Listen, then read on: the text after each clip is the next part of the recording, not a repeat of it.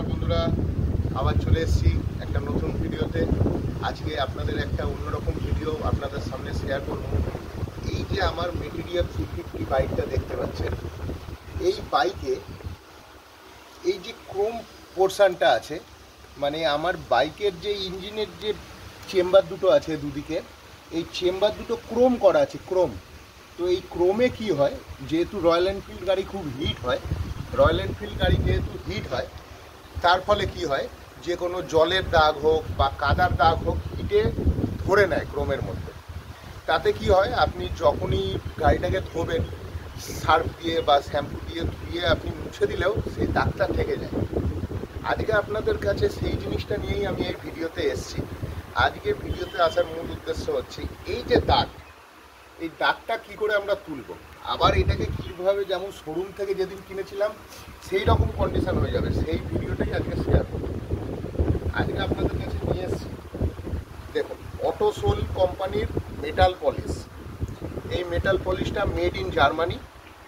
এই মেটাল পলিশটা আপনি যে কোনো কিছু, ক্রোম, মেটাল, স্টিল, যে কোনো কিছু দাগ টাগ থাকলে সেটা উঠাতে এই মেটাল পলিশটা সাহায্য করে।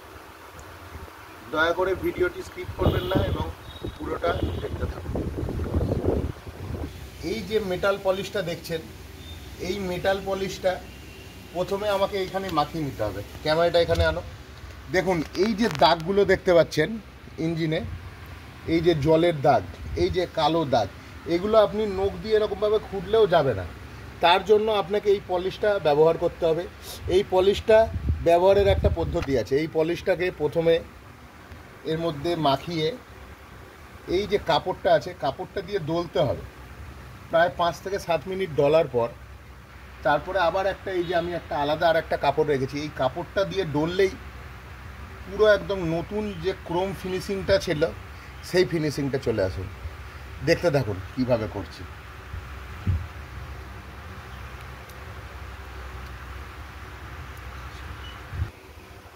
দেখুন, প্রথমে এরকমভাবে দিয়ে দিচ্ছি সব জায়গায়।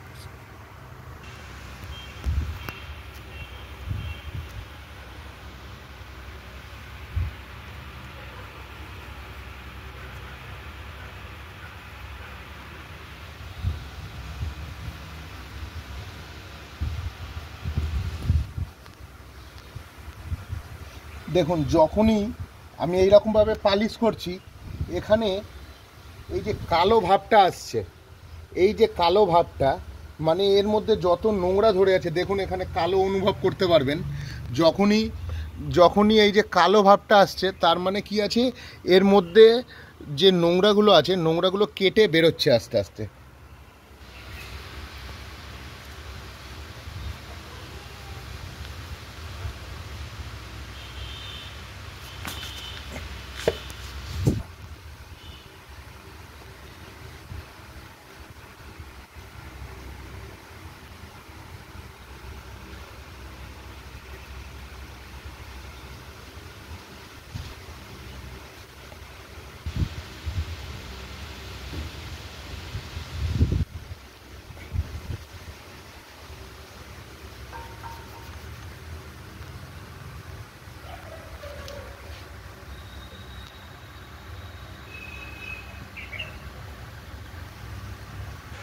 দেখুন কত কালো ভাবটা চলে আসছে, মানে কি আছে এর মধ্যে যে নোংরাগুলো জমেছিল, কাদা ধুলো যাই হোক, সেইগুলো যে এর মধ্যে যে নোংরা জমেছিল, যেহেতু রয়্যাল এনফিল্ডের গাড়ি খুব হিট হয়, সেই হিট হওয়ার সঙ্গে সঙ্গে এর মধ্যে ধরে নেয়, সেগুলো কি আছে এমনভাবে ধরে নেয় হিটের মধ্যে, আপনার তারপরে জল দিয়ে সার্ফ শ্যাম্পু দিয়ে ধুলেও যেতে চায় না। তার জন্যই আমাদের এই অটোসোলের মেটাল পলিশটা ইউজ করে।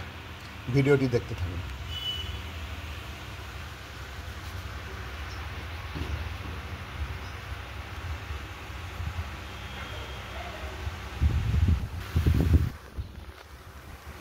বন্ধুরা দেখুন, এবার এই যে পুছেছি মেটাল পালিশ দিয়ে, খুব খাটনি এই মেটাল পালিশ করা, এই ক্রোম যে কোনো গাড়িকে মেটাল পালিশ করে রাখা খুব খাটনি। এবার দেখুন ইঞ্জিনের কন্ডিশন, এবার দেখুন আবার পুরো একদম নতুনের মতো হয়ে গেছে, একদম মনে হচ্ছে যেন এক্ষুনি শোরুম থেকে নিয়ে এসেছিলাম। ভিডিওটির এই সময় যদি আপনারা পারেন ভিডিওটি পজ করে প্রথমটা দেখুন ইঞ্জিনের কি অবস্থা ছিল, আর এখন দেখুন ইঞ্জিনের কি অবস্থা আছে, একদম পুরো নতুন, মনে হচ্ছে যেন আমি এক্ষুনি শোরুম থেকে নিয়ে এলাম। এই আপনাদের যাদেরই রয়্যাল এনফিল্ড বা ইঞ্জিনের মধ্যে ক্রোম গাড়ি আছে, তারা আপনাদের আমার মনে হয় এই অটোসোল কোম্পানির মেটাল পলিশটি ইউজ করা উচিত। এই মেটাল পলিশটা খুবই কার্যকারী, এতে আমি খুব আশানুরূপ ফল পেয়েছি। দেখুন এই যে আমি সাইলেন্সারও করেছি, দেখুন সাইলেন্সারও যেরকম পুরো একদম চমকাচ্ছে, দেখুন সাইলেন্সারটি দেখুন পুরো একদম, দেখুন সাইলেন্সারটি একদম, দেখুন ইঞ্জিনটা দেখুন, একদম মনে হচ্ছে যেন এক্ষুনি আমি গাড়িটা কিনে নিয়ে এসেছি শোরুম থেকে। গাড়িটার 1.5 বছর বয়স হয়ে গেল, গাড়িটা কয়েকদিন বৃষ্টি টিষ্টিতে কাদা মাটি জমে কি হয়েছিল, আর এখন দেখুন, আর প্রথমের ভিডিওর প্রথমটা দেখবেন।